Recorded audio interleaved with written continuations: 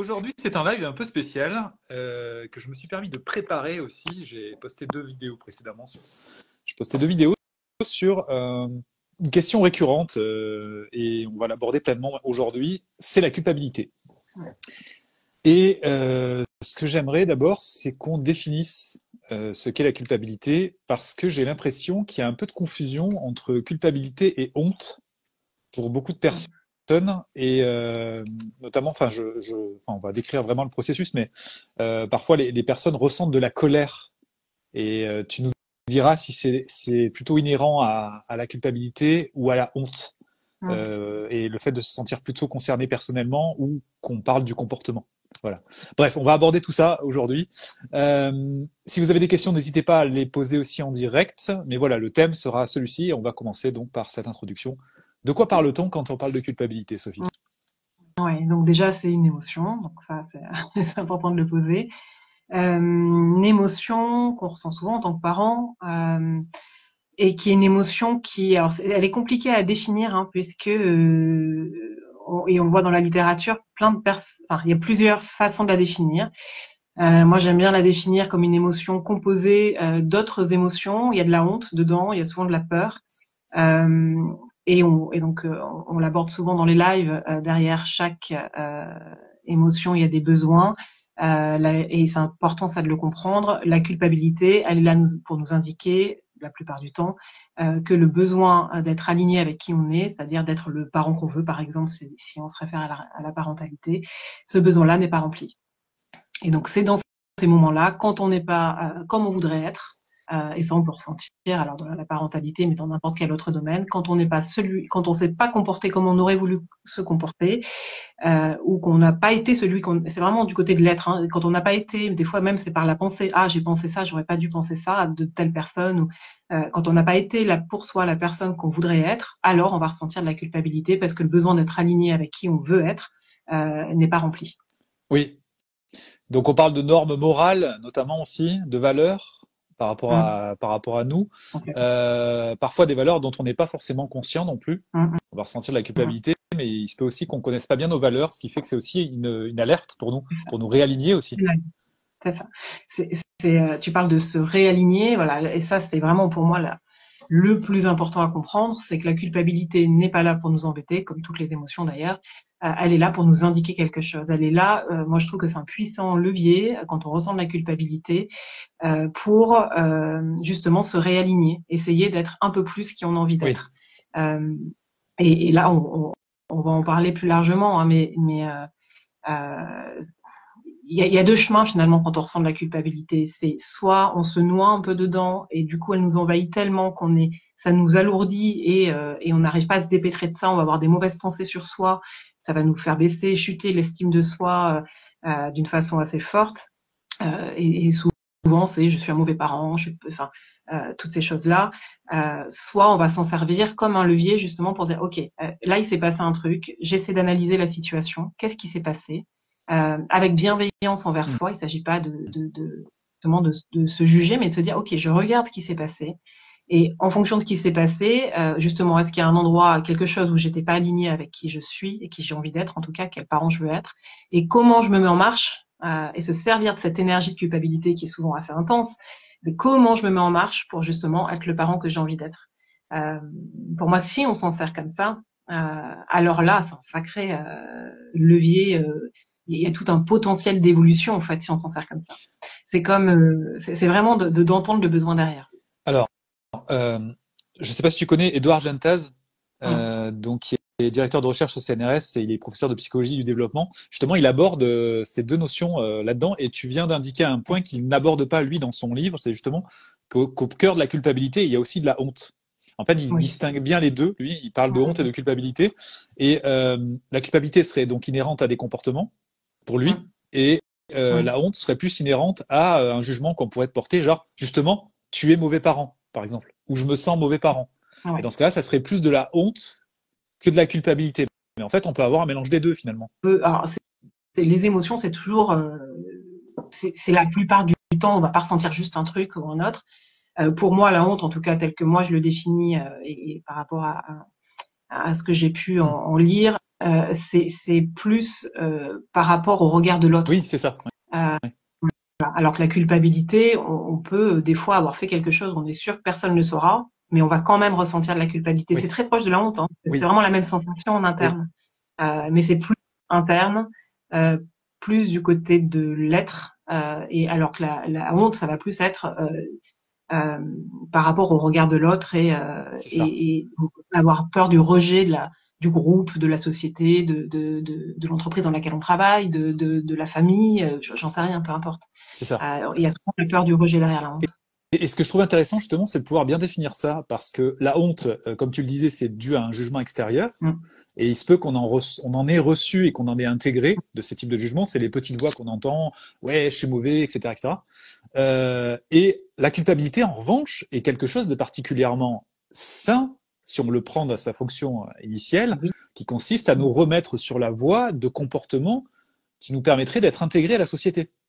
Parce que exactement. la honte Oui. va nous donner envie, c'est ce que dit Édouard Gentaz, Mm. de nous rendre invisibles, de disparaître. Parce qu'en fait, on veut se mettre tout petit, on a honte en C'est fait. ça. Et donc, du coup, ce n'est pas propice à être Mm. intégré à la société et à se sentir vraiment, même quand on dit pour nos enfants, si nous ressentons de la honte par rapport à notre parentalité, on peut peut-être avoir envie de disparaître, alors qu'en fait, bah, c'est plutôt de la Mm. culpabilité qui va nous permettre d'avancer dans le sens où la culpabilité est plutôt saine. Je dis ça parce que souvent, dans les posts et dans les vidéos, les fans disent oh là là, cette vidéo me fait ressentir de la culpabilité. Mm. Je Mm. me sens un mauvais parent. Et en fait, quand j'entends je me sens un mauvais parent, Mm. je lis plutôt de la honte parce que Mm. la culpabilité, elle, n'est pas bloquante au fond si elle n'est pas excessive. Elle permet Ouais, bah d'avancer, oui. quoi. Au contraire, mais c'est justement, c'est hyper intéressant cet exemple. C'est, je vois une vidéo qui me montre quelque chose sur la parentalité. Oh là là, c'est tellement éloigné de ma façon de faire, mais pourtant ça me semble juste. Sinon, il y aurait pas Oui, un sentiment de honte. Et justement, si on se sert là de la culpabilité ou l'émotion qu'on va ressentir à ce moment-là, c'est de se dire bah, comment je me mets en marche vers ça en fait. Ou alors de rester dans son truc, ah ben non, de toute façon, alors, et ça aussi, je trouve ça important d'en parler, c'est que quand on ressent de la culpabilité, qui est tout à fait saine, encore une fois, euh, soit on va se dire, je suis un mauvais parent, donc soit on va l'internaliser, soit, et ça, avec les enfants, ça je le vois moi systématiquement, soit je suis un mauvais parent, soit c'est un mauvais enfant. Et ça, je vois les parents dans les allers-retours comme ça, bah non, soit c'est lui qui a un problème, soit c'est moi. Et c'est hyper intéressant, ça je l'avais travaillé dans un groupe de parentalité, c'est-à-dire d'essayer dans ces moments-là, les moments où on se sent être un mauvais parent, ou les moments où on se dit ah non mais c'est vraiment lui qui a un problème, c'est pas possible, mm, les autres enfants ils fonctionnent pas comme ça. Quand on se sent de ce côté ou de ce côté, de se dire non, et c'est ni un problème qui vient de lui, ni un problème qui vient de moi, c'est la situation et comment je détricote ça. Euh, pour non pas rejeter la faute sur lui parce que du coup ça règle pas le problème, pour pas rejeter la faute oui. sur moi parce que ça règle pas le problème, mais plutôt de se servir de cette émotion saine qui est la culpabilité pour se dire bah tiens bah comment je comment je fais pour que la prochaine fois ce soit autrement. Oui, Euh, donc oui, oui c'est important que effectivement que tu précises à quel point c'est ça en fait. oui. Euh, et ça invite au Sauf mouvement. si elle bloque, du coup, on peut pas parler de culpabilité. Et là, du coup, il peut y avoir une couche de honte qui vient se greffer à la culpabilité. En fait, quand vous vous sentez bloqué par rapport à une situation, il se peut que ça soit justement que vous sentiez un jugement sur votre personne. Et c'est ça qui va être le plus dramatique. C'est un petit peu comme les étiquettes, en fait, qu'on pose. Et ça va nous bloquer parce qu'on se dit, ah, ben, en fait, je peux pas être autrement. C'est une Oui, c'est étiquette ça. qu'on vient de poser sur moi, en Donc, fait. soit c'est moi le mauvais parent, soit c'est cette vidéo qui est une C'est mauvaise vidéo. ça. Je reviens sur le truc, C'est à c'est la cause même d'eux, chose. en fait. Ouais. Voilà. Donc c'est à cause de ce livre que je me sens. Donc du coup, c'est la faute du livre ou c'est ma faute. Et Oui, tant qu'on est dans la faute du livre ou de la vidéo ou d'un style d'éducation ou de je ne sais quoi, soit c'est ma faute. Tant qu'on est là-dedans, ben, il se passe rien. On n'évolue pas en fait.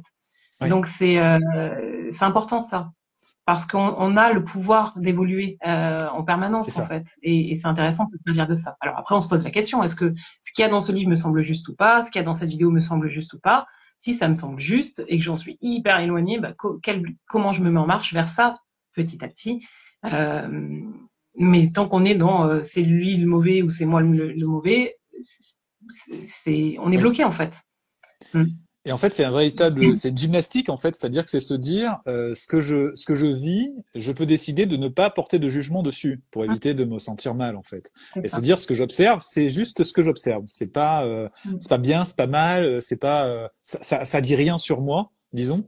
Et Mm. personne est là C'est en ça. train de me juger. C'est d'ailleurs ce que je réponds souvent. La vidéo ne vous juge pas. C'est ça. C'est Bah pas, oui.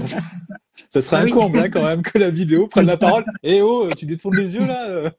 Pourtant, tu aurais des trucs à apprendre. Non, elle n'est pas moralisatrice justement Mais non. cette vidéo. C'est nous en fait qui sommes nos propres juges là-dedans parce qu'on a peut-être aussi intégré des jugements qu'on a entendus pendant notre enfance C'est aussi. ça. Du style, un Mm. parent qui a fait quelque chose et qui a dit c'est ta faute. Mm, mm, Donc du coup, cette mm, notion de mm. culpabilité, on l'a intégrée aussi en se disant, ben, en fait, quand on fait quelque chose, enfin, c'est pas forcément notre faute, c'est la faute d'autrui. Et donc, on va se Mm. mettre à chercher des coupables.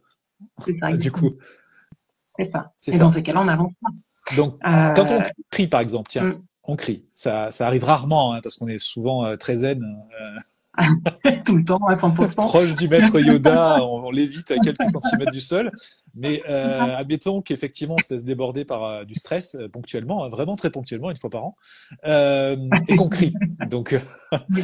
Mais ça, ah, c'est important ce que tu dis et j'en profite, mais disons-le que c'est pas possible de pas crier jamais à 100%. J'insiste et on va en parler là. Le, la parentalité parfaite, ça n'existe pas. Et Jean-François comme moi-même, on n'est pas parfait. Loin de là. Enfin, je sais pas toi, Jean-François. non, En tout non, cas, moi, j'étais je suis même pas pas à parfaite. l'heure aujourd'hui, donc tu vois, regarde. Voilà. Et avec tes enfants, j'imagine que t'es pas parfait non plus. Parce que c'est pas possible, en fait. Et ça, je trouve ça important de pouvoir le dire. Parce que déjà, si on met la barre dans un truc qui est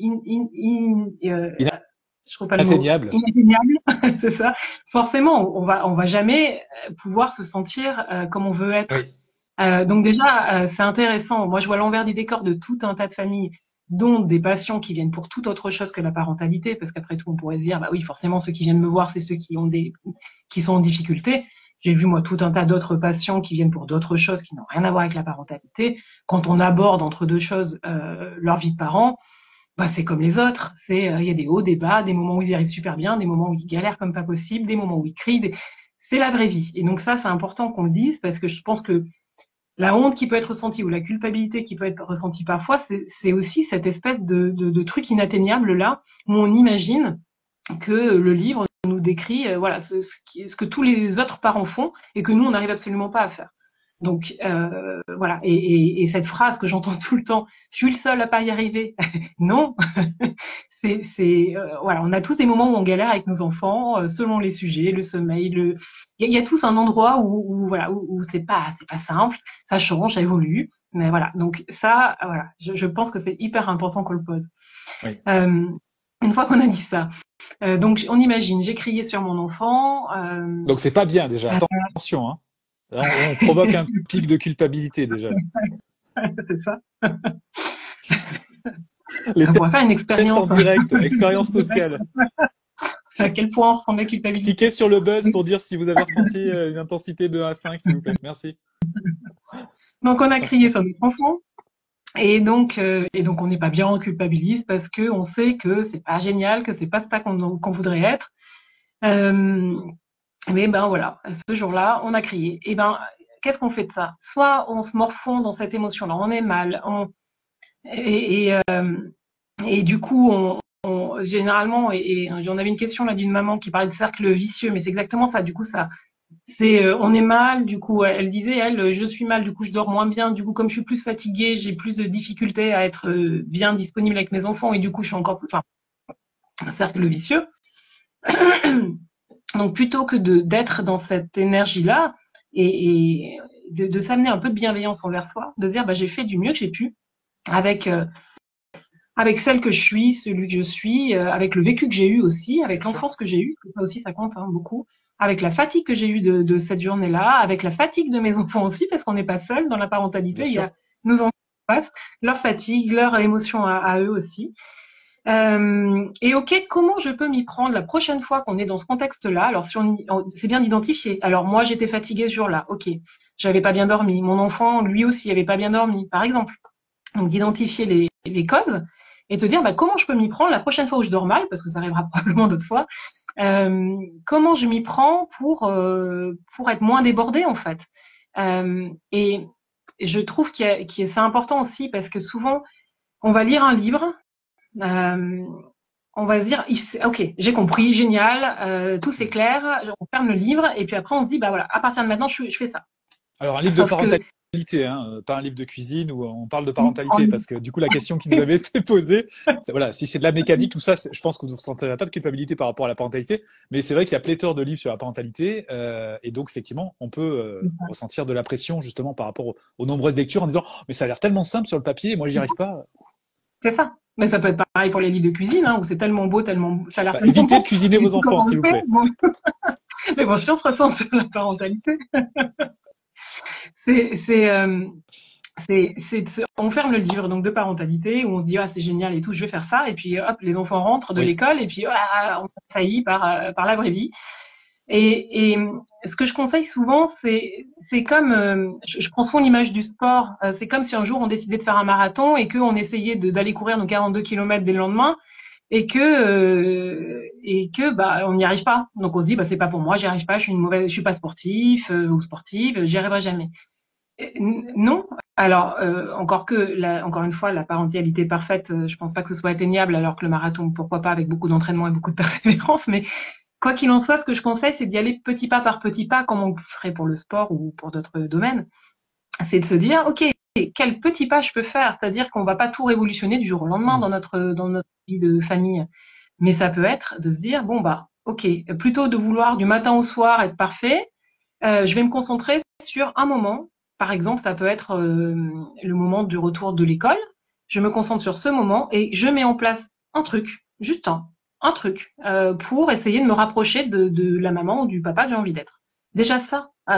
Et puis, une fois que ça c'est bien en place, de pouvoir le faire à un autre moment de la journée, pour oui. mettre en place plusieurs habitudes petit à petit qui vont amener, tendre vers ce parent qu'on a envie d'être. Et encore une fois, j'invite à beaucoup de bienveillance envers soi-même. Oui. Et c'est un peu le principe de ces lives, hein, c'est-à-dire qu'on aborde les points par point, un peu à la façon Kaizen, un pas après l'autre. Et c'est le genre Mmh, d'approche que nous pourrions avoir nous aussi. D'ailleurs, c'est une approche qui est aussi prônée dans le fait de se confronter à ses peurs. mmh, Parce que derrière je parle des peurs pas pour rien, c'est parce que derrière la parentalité, on parle de peur du mmh, jugement, justement. mmh, mmh. Et le fait d'avoir peur du jugement, et je donnais l'exemple ce week-end avec une expérience avec laquelle enfin pas une expérience, non, du vécu quoi, à une caisse de Mmh. supermarché où un parent était vraiment dans le surcontrôle de ses Mmh. enfants. Il n'arrêtait pas en fait d'essayer de les contrôler parce qu'il ressentait une telle pression lui-même qu'il avait ce type de comportement un peu compulsif en fait de vouloir contrôler, contrôler, Mmh. contrôler. Et c'est OK. infernal pour le parent et c'est infernal Pour aussi l'enfant. finalement pour l'enfant. Mmh. Mmh. Parce que, comme tu le disais, la perfection n'existe pas, Mmh. qu'il est important de pouvoir accueillir ce qu'on ressent et surtout y aller pas à pas. Mmh. Pas à pas, ce sont des petites actions. Quand on ressent, par exemple pour le cri, on va reprendre le cas du cri. La culpabilité par rapport au fait d'avoir crié, on l'a dit, elle est normale, cette Mmh. culpabilité. Mmh. Et elle mérite d'être accueillie d'abord. C'est-à-dire se dire, Mmh. oh là, je ressens de la culpabilité. Et je ressens peut-être même un peu de tristesse parce que je me suis rendu compte que mon enfant a eu peur aussi Mmh. quand j'ai crié. Et ça, c'est tout à fait normal et naturel. On accueille, c'est ce qu'on dit depuis le Mmh. début dans ces Mmh. lives, mais on accueille ce qu'on ressent. Et une fois qu'on a accueilli ce qu'on ressent, on va essayer de déterminer quels sont les besoins qui sont plus satisfaits. J'avais envie de quoi? Qu'est-ce qui s'est passé? Ben, je voulais mieux collaborer. Ok. Mais qu'est-ce qui a fait qu'à un moment j'ai débordé? On reprend le truc un peu pas après pas en fait, à C'est savoir ça. qu'est-ce qui a pu déclencher le glissement Mmh. vers ce cri-là. Parce que ça n'existe pas les recettes. Souvent je reçois des messages en disant oh mais si Mmh. ça fonctionne pas, ça marche pas. Ben, en Oui. fait, Mmh. ça peut pas. On n'est pas des machines et c'est pas du on et du off. Mmh. Donc tout Mmh. ce qu'on va faire, ça va même peut-être entre guillemets fonctionner un jour et un autre jour, un autre lieu, des autres humeurs, etc. Ça ne fonctionnera plus. Donc le fait de dire ça fonctionne pas, là aussi, c'est se mettre une pression qui est Mmh. Mmh. trop importante, je trouve. Qu'est-ce que tu en penses?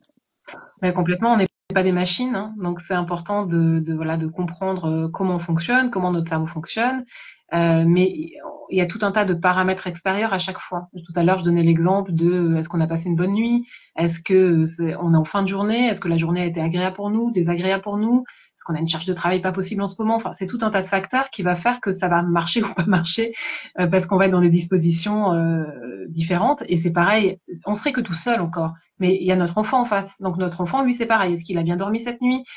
Comment ça s'est passé à l'école? Est-ce que ça s'est bien passé avec ses copains? Est-ce que ça s'est bien passé avec la maîtresse ou le maître? C'est tout un tas de paramètres qui font que c'est de l'humain. Hein.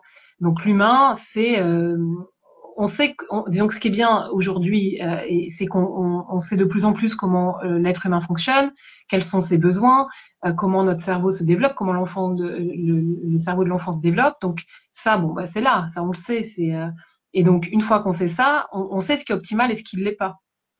Donc c'est pas que ça fonctionne ou que ça fonctionne pas, c'est qu'il y a quelque chose qui facilite un bon développement de l'enfant, facilite le fait d'être en tant que parent serein ou pas. Après, on y arrive, on n'y arrive pas par moment. Mais c'est pas que dépendant de je suis une bonne personne ou une mauvaise personne, je suis capable de l'appliquer ou pas. C'est dépendant de notre entraînement à ça et de la prise en compte des autres paramètres. Ça veut pas dire qu'il faut qu'on est condamné. Ça c'est important aussi. On peut agir sur les paramètres. Si on observe que on est toujours en train de crier parce que c'est les journées où on a une réunion avec nos collègues ou j'en sais rien, c'est intéressant de se dire ok, donc visiblement je repère que c'est cette réunion le problème. Comment je peux agir là-dessus? Est-ce que je peux agir là-dessus? Est-ce que je peux en parler avec mes collègues? Est-ce que je peux aller moins là-bas? Est-ce que je peux le faire en visio plutôt? J'en sais rien. Mais on a les rênes en fait de tout. Il y a des choses qu'on peut pas contrôler, mais il y a plein de choses qu'on peut contrôler. Donc une fois qu'on repère ce qui est difficile dans les paramètres, ça nous permet d'agir dessus. Donc ça c'est important aussi, hein, c'est de se rappeler qu'on a les rênes et on a les rênes quand même de pas mal de choses quand il s'agit de notre environnement, de notre quotidien finalement. Oui. Et justement, en préparant et en réfléchissant à ce live, j'ai fait un petit tableau d'auto-bienveillance. Notamment, c'est des affirmations qui peuvent faire du bien. Enfin, après, tu me diras ce que tu en penses, mais se dire, c'est difficile pour moi en ce moment. Rien que ça. S'écouter et se dire, c'est difficile pour moi en ce moment. Ça, c'est important, c'est s'offrir de l'empathie, en fait, ce genre de choses. Oui, et ça, c'est la différence entre je suis une mauvaise personne, je suis un mauvais parent versus, en ce moment, c'est compliqué pour moi. Ensuite, on se sent déjà mieux, quoi. En ce moment, c'est compliqué pour moi. Ok. Ouais. En ce moment. C'est ça, c'est important. C'est pas moi. Oui. Je ressens de la tristesse, de la colère, se dire ça, tout simplement. Là, en ce moment, je ressens ça. Parce qu'on peut avoir des émotions, c'est au fil de l'eau, on va dire, mais aussi on peut avoir des émotions qui sont un peu parasites et qui reviennent de manière récurrente, etc. Donc se dire je ressens de la tristesse, de la colère, ça permet de les traverser ces émotions-là en fait. Alors si elles reviennent de manière récurrente et si elles sont vraiment trop intensives, tu vas être à mon avis ok. N'hésitez pas à vous faire aider aussi, hein, parce qu'il se peut qu'il y ait d'autres choses qui sont en train de tourner en arrière-plan, des traumas ou ce genre de choses. Donc c'est important quand même de voir. J'ai besoin de repos. D'une pause. Se dire j'ai besoin de repos et d'une pause. Se le dire, mais aussi le dire à notre conjoint ou même à notre enfant. Se dire écoute, là pour l'instant, je peux pas jouer avec toi parce que je me sens pas très bien, j'ai besoin de repos. Et c'est ok en fait.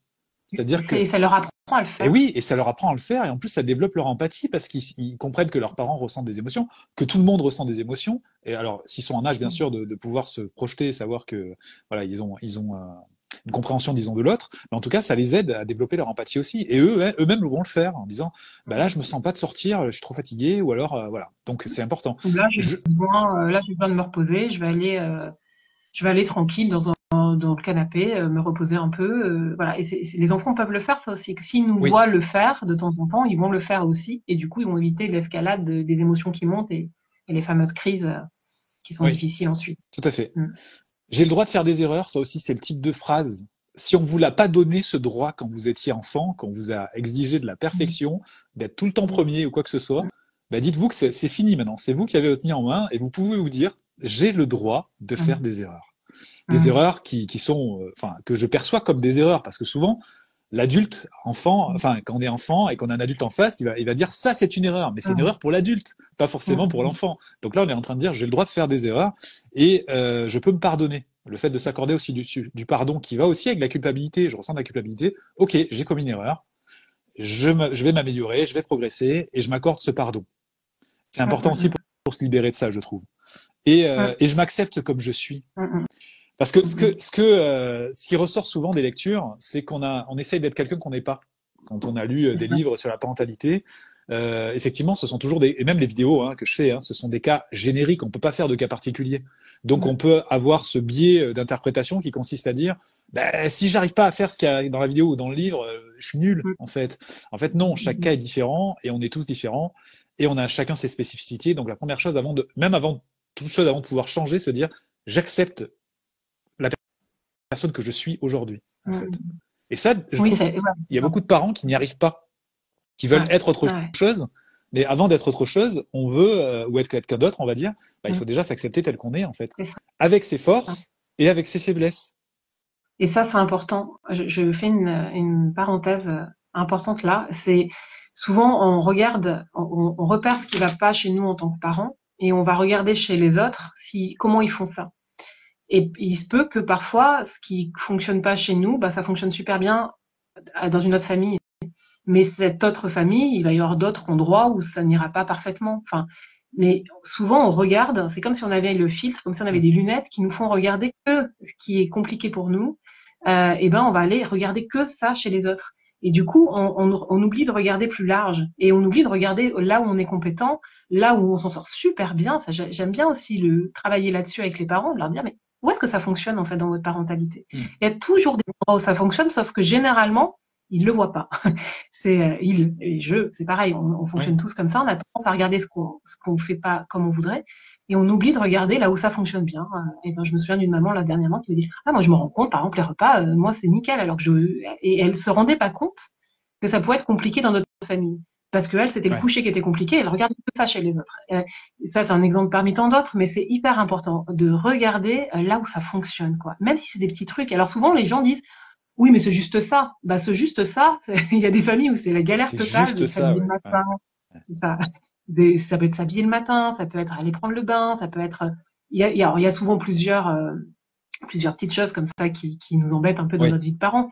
Mais c'est même rare que ce soit tout partout, quoi.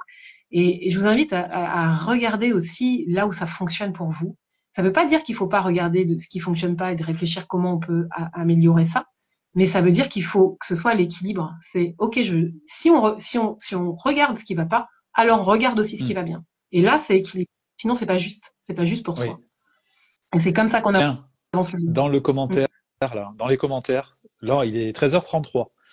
Qu'est-ce que vous êtes satisfait d'avoir fait aujourd'hui? Qu'est-ce que vous êtes fier d'avoir réussi ce matin? Essayez de jeter un petit regard sur ce qui s'est passé jusqu'à maintenant. Peut-être même que c'est juste cet instant-là que vous vous offrez en live.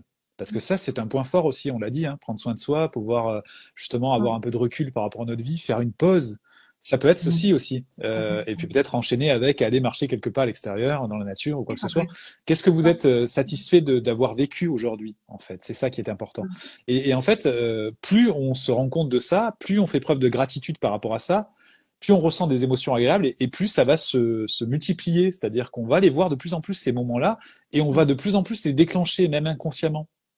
Parce que en fait, c'est d'entraîner notre cerveau à ça. Je l'avais dit dans un autre live, notre cerveau, il est câblé pour voir le négatif. C'est pour notre survie. Donc, on voit le négatif. Ok, il y a ça qui va pas parce que notre cerveau se dit, ok, danger, problème. Et notre cerveau est programmé pour trouver des solutions au problème. Ce qui est positif, notre cerveau, il est pas câblé pour le voir, tout simplement parce que ça menace pas notre survie.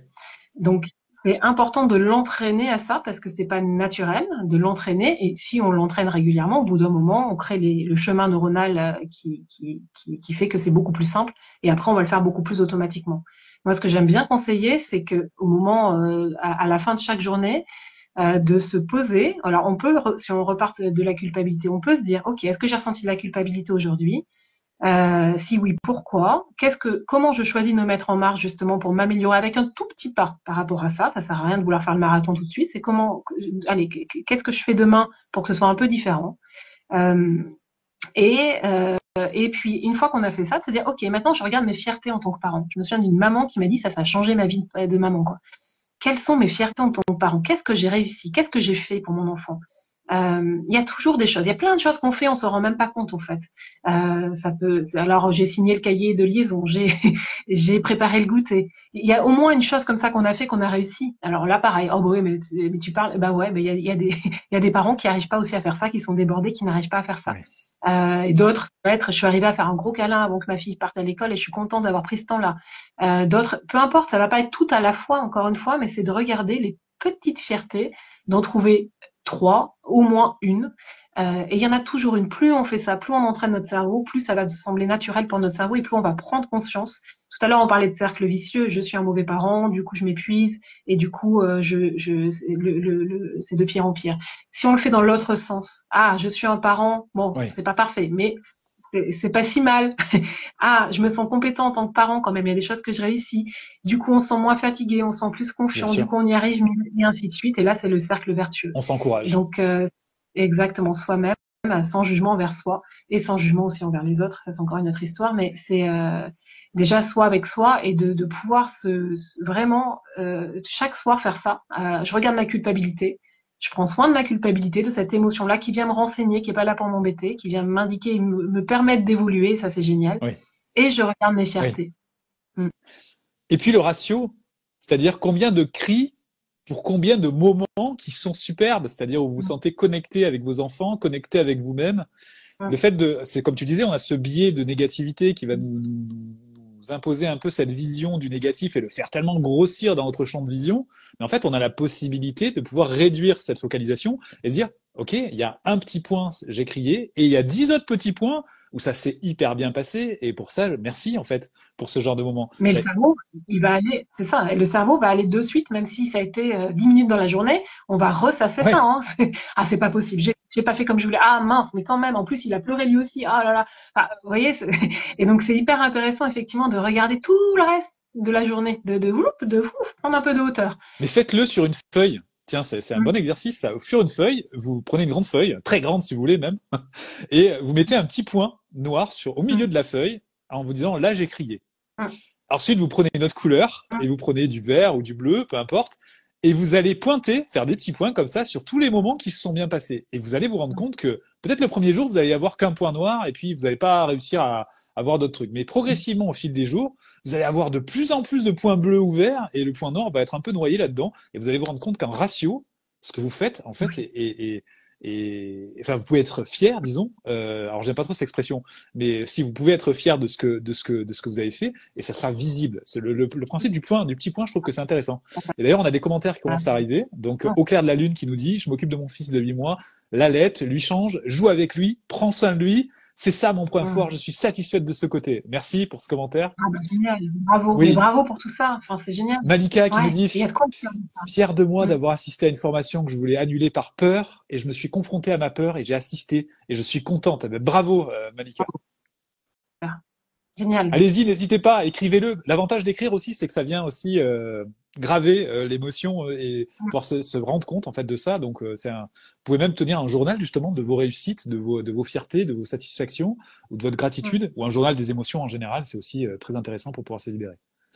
Oui, c'est tout à fait ça. Il faut prendre du recul pour se regarder d'en haut et voir toutes nos réussites de la journée, de la semaine et du mois. Et progressivement, ça va augmenter les réussites. Exactement. C'est ça. C'est ça.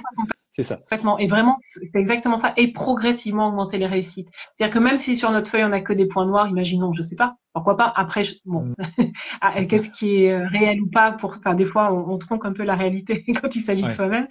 Mais même s'il y a que ça, bah, c'est juste se dire demain comment je fais pour qu'il y en ait un de moins. C'est juste ça en fait. Il s'agit pas de se dire ah je suis une personne mauvaise ou je sais pas quoi. C'est juste se dire juste demain comment je fais pour qu'il y en ait un de moins. C'est d'y aller petit pas par petit pas, prendre là où on en est. Ça dépend des moments de vie, ça dépend de tout un tas de choses, de notre contexte familial, de notre contexte conjugal, de tout un tas de choses.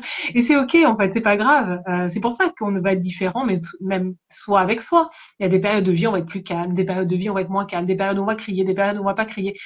C'est pas grave, c'est juste de se dire, ok, là où j'en suis, comment je fais demain pour que ce soit un petit peu plus ajusté avec qui j'ai envie d'être, tout simplement. Et puis crier, c'est aussi très pédagogique. C'est-à-dire qu'en gros, quand vous avez crié, vous pouvez passer sur un mode rationnel en expliquant à votre enfant, bon, que vous ressentiez effectivement du stress, Vous pouvez aussi lui dire que les vertus du cri sont pour diminuer justement ce stress, et que là, malheureusement, les cris ont été perçus ou ont été dirigés vers l'enfant. Il y a d'autres manières de faire. On peut crier dans un coussin pour pouvoir libérer ceci, et l'enfant va apprendre ceci. Et il va lui aussi peut-être être un peu moins tétanisé lorsque quelqu'un va lui crier dessus à ce moment-là, parce qu'il va comprendre que c'est l'autre qui a un problème en fait aussi. C'est l'autre qui a un problème de stress, qui est en train de voilà. Alors, certes, ça va toujours être vécu comme une agression, parce qu'un cri c'est jamais très plaisant mais il peut y avoir cette interprétation qui va venir un peu diminuer cet affect négatif par rapport à ça aussi. Oui. La culpabilité et la réparation, moi j'aime beaucoup parler de réparation, c'est ce qu'on disait quand on a crié sur quelqu'un, un des actes derrière, c'est justement aussi ce que permet la culpabilité, et ce qu'autorise la culpabilité, c'est de pouvoir se présenter des excuses et donc mettre en place des choses aussi qui vont permettre de un peu moins crier, c'est ce que tu évoquais, quel jour je crie le plus, etc., etc. Pourquoi, quels sont les facteurs et comment je me dépatouille pour que ce soit un petit peu moins. Encore une fois, il s'agit pas, c'est pas le marathon du jour au lendemain, c'est vraiment un petit peu moins. C'est ça. Et c'est génial d'aller du côté de la réparation, d'aller s'excuser, d'aller expliquer et de se mettre en marche. Pour moi, c'est vraiment les deux. C'est je m'excuse envers l'autre si j'ai pas été alignée par rapport à ce que j'aurais voulu faire. Enfin, c'est ça, selon ce qui s'est passé évidemment.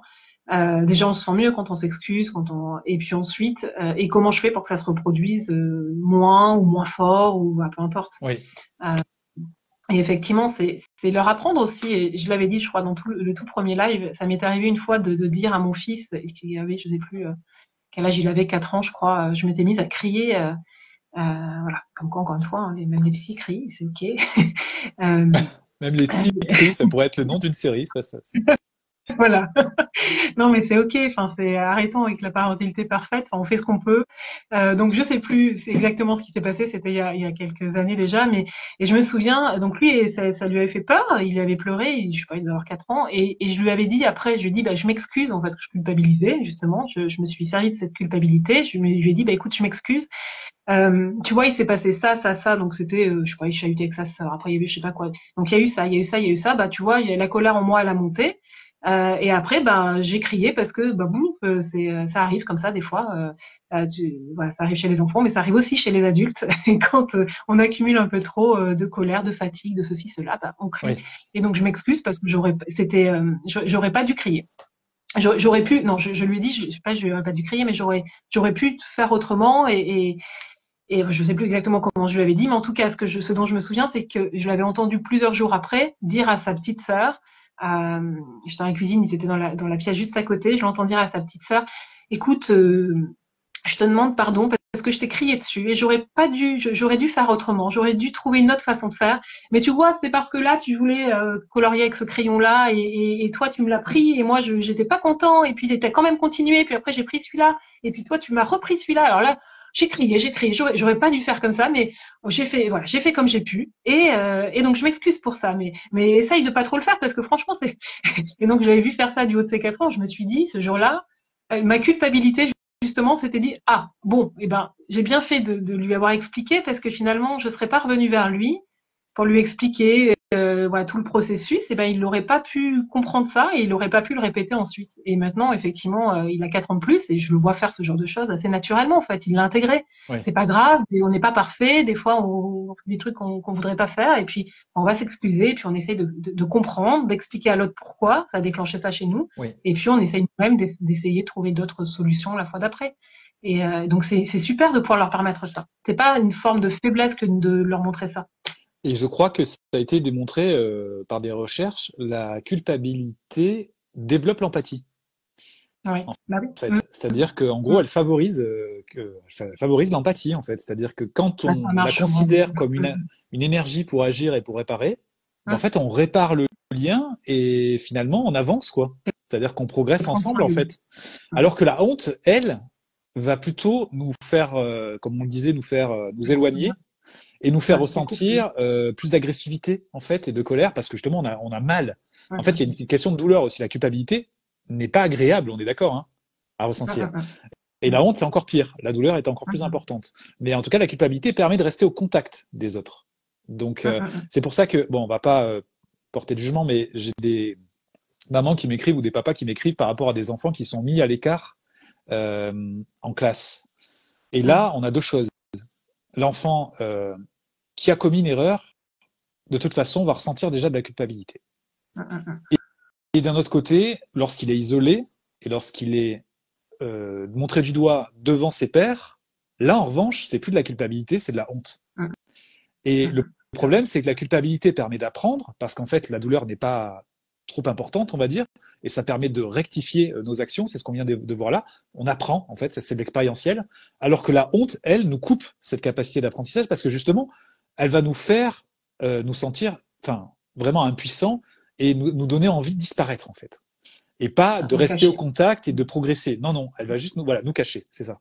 Donc c'est pour ça que, et je voudrais juste attirer l'attention sur ces pratiques-là, qui consistent justement à humilier, même si c'est pas l'intention, hein, mais parce que ce sont des Mm. pratiques parfois culturelles et traditionnelles, quoi. Mm. Et on est là aussi pour ça, se dire quand j'isole un enfant devant ses pères, ou même quand j'isole un enfant devant sa sœur ou quoi que ce soit ou son frère, eh ben il y a de la honte qui va être ressentie. Et la honte n'est pas propice ni à l'apprentissage ni à la coopération, parce que justement, ça va plutôt éloigner Mm. les personnes. C'est pour ça que c'est important de voir les deux choses. Hein. Alors Mm. j'espère que vous n'aurez pas ressenti de la culpabilité quand j'ai décrit justement ce fonctionnement de la honte.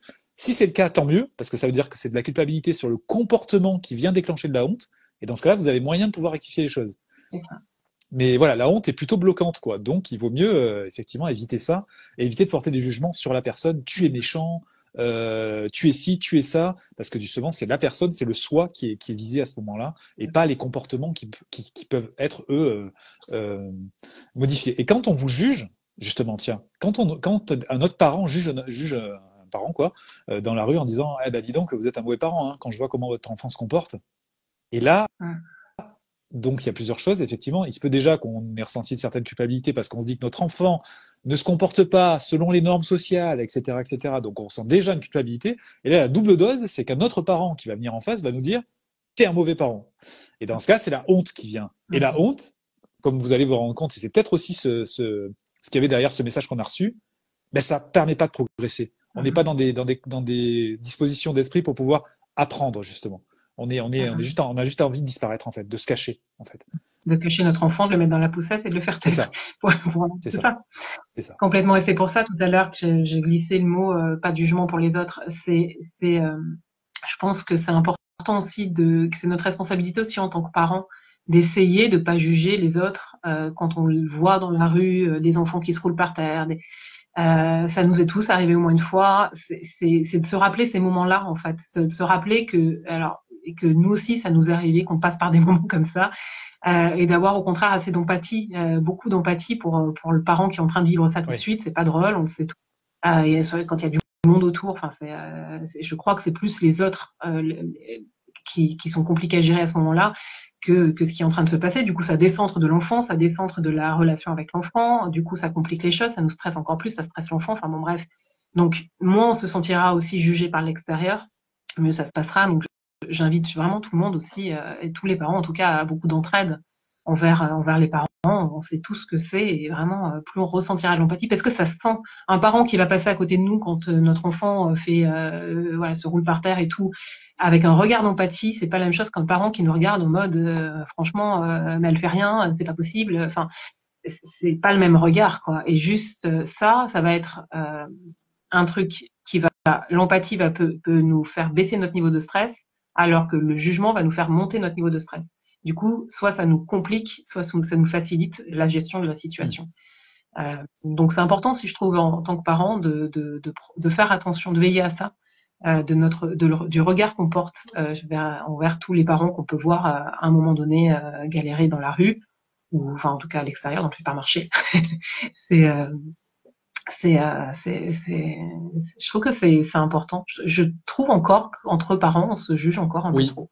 En tout cas, j'ai été moi assez étonnée de voir voilà les moments où j'ai pu être avec un de mes enfants où voilà l'enfant ne faisait pas ce qui était attendu socialement dans la rue, où les regards sont vraiment pas sympas, quoi. Enfin, alors, pas tout le monde, hein, je caricature pas, enfin je grossis pas, mais euh, mais quand même, c'est dommage parce que on passe tous par ce genre de moment, quoi. Donc, Ben, parce que oui, le jugement aussi évite aussi d'affronter ses propres peurs. Hein. ouais. Quand on est dans le jugement d'autrui, on évite aussi d'accepter que nous-mêmes, voilà. Et il y a aussi un biais quelque part, c'est que quand on juge autrui, eh ben on a peur d'être jugé. Ouais, C'est Donc ça. il y a aussi quelque chose, une sorte de cercle un peu vicieux qui consiste à dire, ok, ben là, si je suis en train de juger quelqu'un, ben, je peux m'attendre à avoir un tour de bâton et aussi à être jugé. Et si Ouais, on s'arrête de juger autrui, ben on va se rendre compte aussi que la peur d'être jugé par autrui va disparaître aussi, en fait, en gros.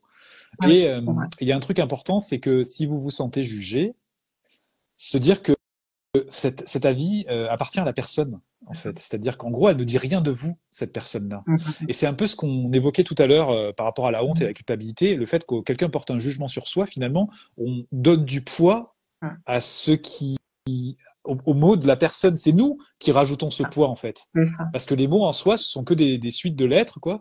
Et au fond, Mm. le sens et le poids, c'est nous qui le mettons. C'est Et si on décide que ça. le poids des mots qu'on entend est faible, voire même Mm. inexistant, eh bien, c'est OK, Ouais. en fait, du coup.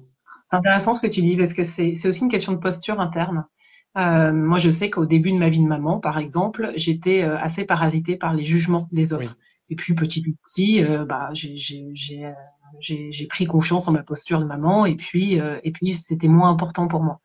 Ça change tout en fait. Mm. À partir du moment où on est les mieux placés pour savoir ce qui fonctionne avec notre enfant, ce qui fonctionne moins bien, même s'il y a tout un tas de personnes dans la rue qui vont nous dire bah non, vous devriez faire ça ou ça. Juste de se dire bah non, moi je sais, je suis la mère, le père, je suis la personne la plus compétente pour savoir ça parce que je connais mon enfant, je connais notre lien aussi. Euh, et plus on a cette posture en interne, moins on est parasité par les jugements, les regards des autres. Et du coup, bah, je trouve que ça raccourcit ces moments un peu compliqués là où les moments où les enfants explosent, ça les ramène plus facilement. Ça dégonfle un peu la décharge d'émotions, quoi. Oui. Euh, donc c'est important ça aussi de travailler sur notre posture et c'est pour ça aussi que qu'on insiste aussi beaucoup dans ce live sur la bienveillance à s'apporter à soi-même en fait.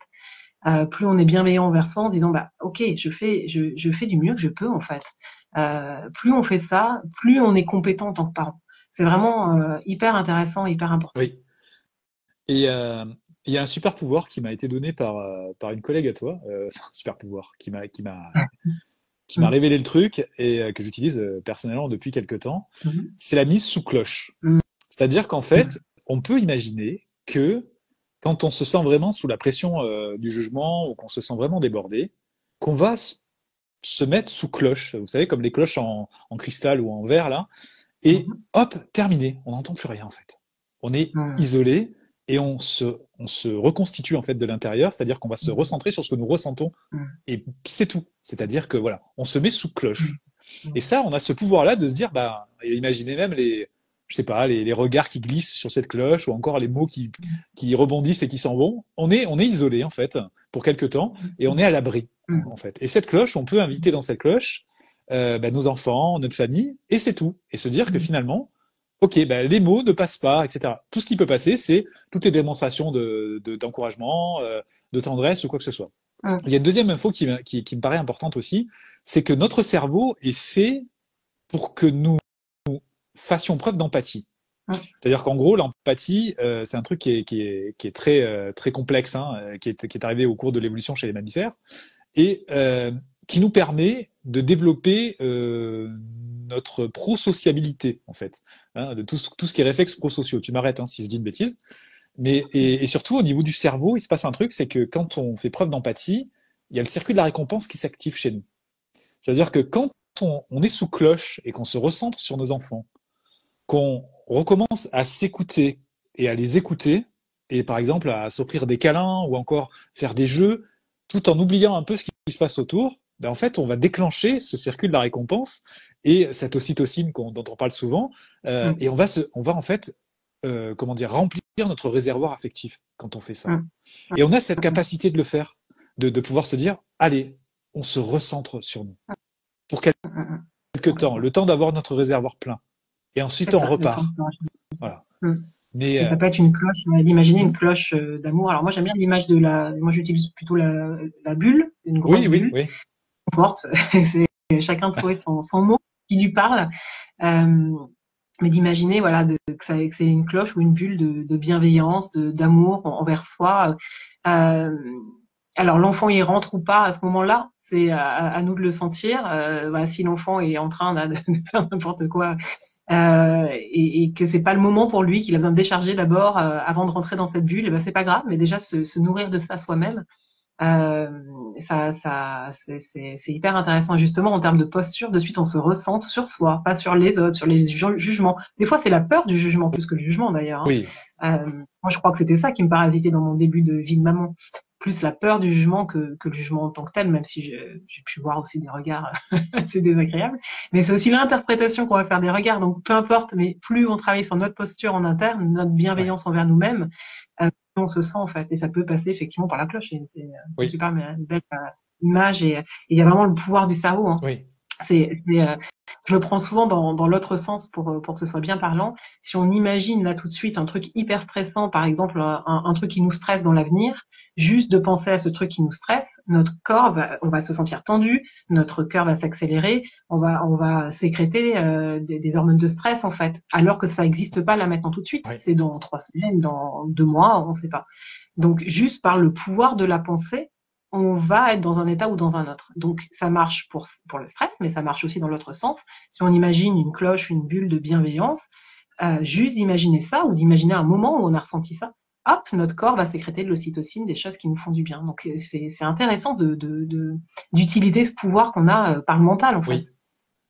Et identiquement, quand vous êtes dans une situation de crise et que vous vous sentez vraiment débordé par le stress, essayez d'évoquer des pensées qui sont relatives à des souvenirs positifs, du style, tiens, là je me rappelle de mon enfant quand je le tenais dans mes bras et que il s'endormait doucement, etc. Enfin voilà, des idées et des pensées sur des souvenirs qui vont vous remettre dans un état d'esprit où le cortisol dans le corps va finalement baisser parce qu'on va plus se sentir en danger et on va être du coup beaucoup plus ouvert au dialogue avec l'enfant qui lui va le sentir aussi. Mm. Parce que quand on se crispe en se disant oh là là, encore une crise, Mm. et on se souvient que de ce qui s'est mal passé par rapport à ce qu'on s'est dit tout à l'heure, et bien du coup l'enfant va le sentir aussi et va être aussi rigide et va aussi peut-être déclencher parce que c'est une danse en fait. Hein. Donc nous, la danse qu'on va peut-être donner va être un peu chaotique. L'enfant va malheureusement avoir aussi une danse chaotique. Alors que si on se remet un peu en harmonie en se disant, ok, mais il y a plein de moments où ça s'est bien passé, et je me souviens pas plus tard que ce matin, on a joué ensemble au jeu, on a fait des constructions, on s'est regardé, on a souri, et rien que ça, Mm. rien que le fait d'évoquer un souvenir comme ça, peut nous permettre de nous reconnecter à notre humeur de l'instant et changer la teneur de l'expérience qu'on est en train de vivre. Et, L'enfant va aussi changer, du coup.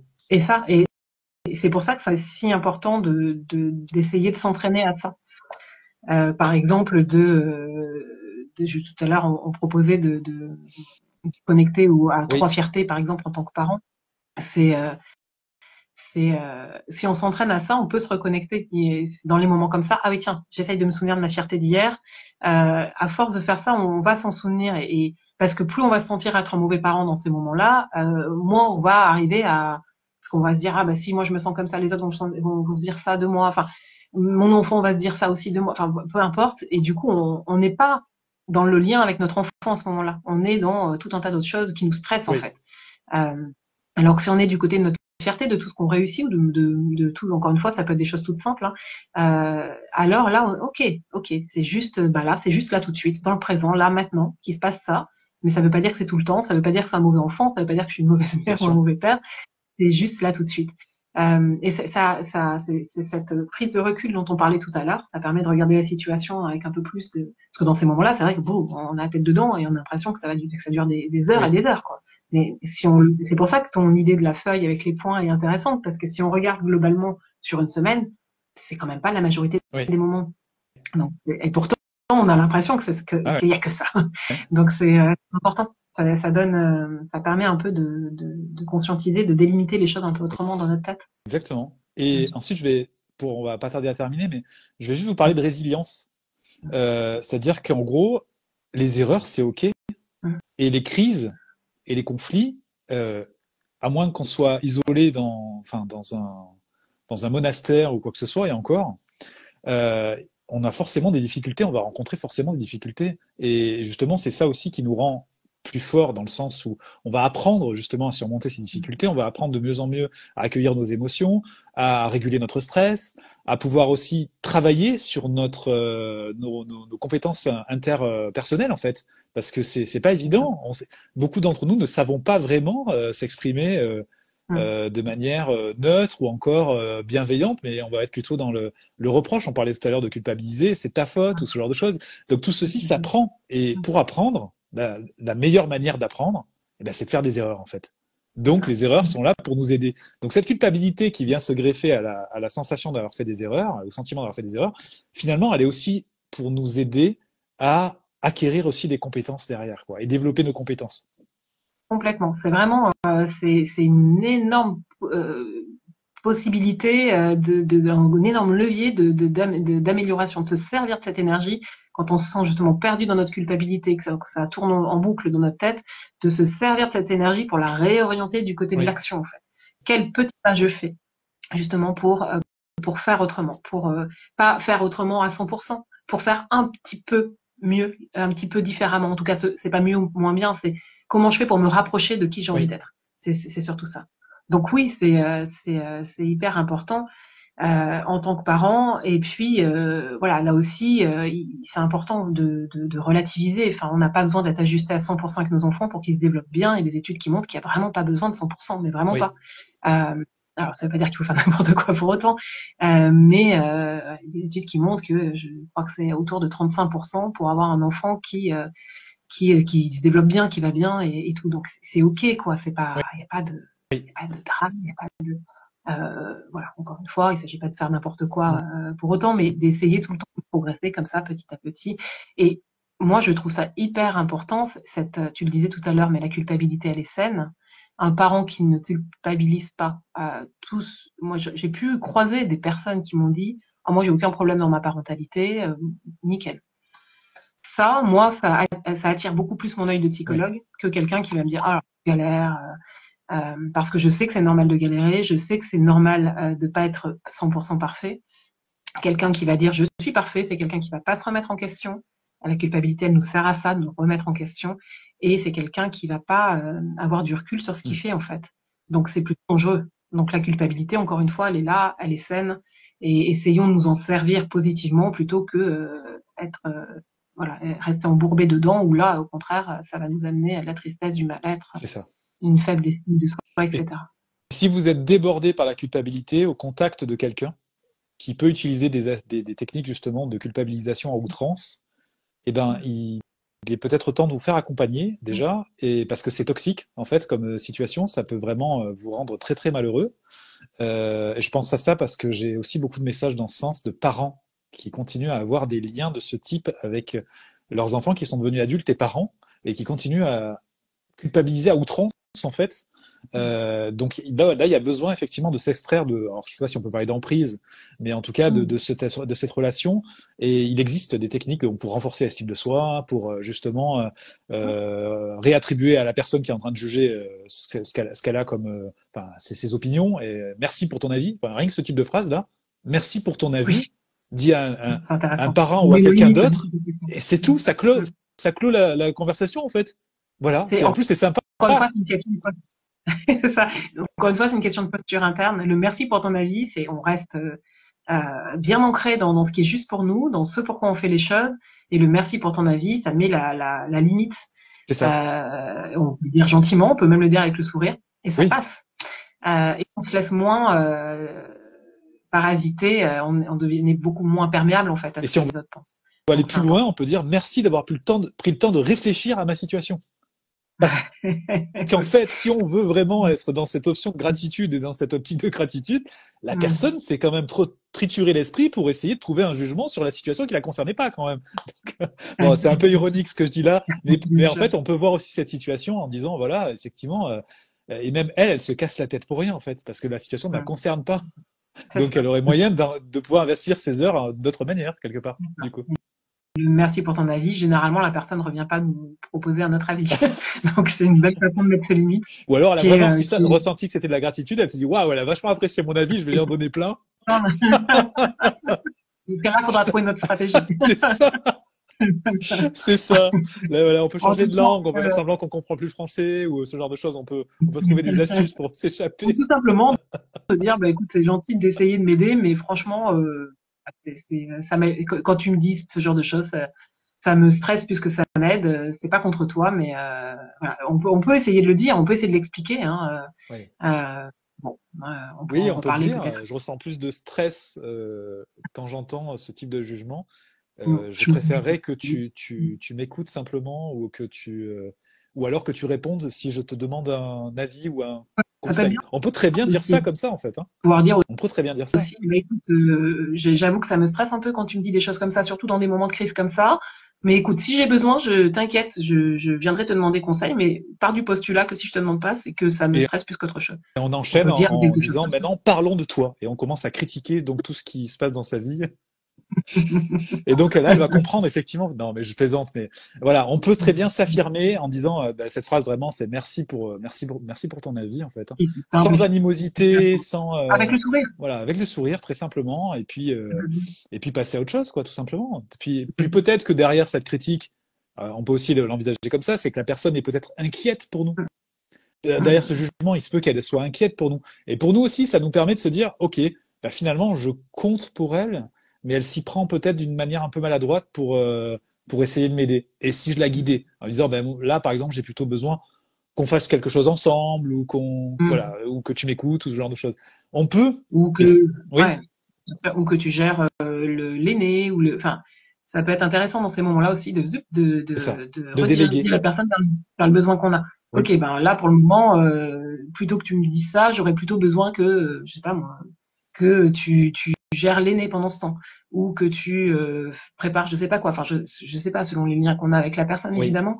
Mais bon, ça peut être une autre façon d'être connecté à ses besoins, de rediriger la personne qui veut nous aider, si on part du postulat qu'elle veut nous aider, vers quelque chose qui sera vraiment aidant en fait, et pas quelque chose exactement. qui va nous stresser. Et on va remplir son besoin d'utilité à elle aussi, elle se sentira bien. Et ça sera peut-être pour elle aussi un moyen de changer son comportement quand elle se retrouvera dans le même type de situation avec une autre personne. Et elle ne fera pas Parce que le... souvent les personnes, voilà, nous disent ça parce qu'elles se sentent aussi dans l'impuissance C'est quand ça, elles voient quelqu'un galérer et tout. Bon.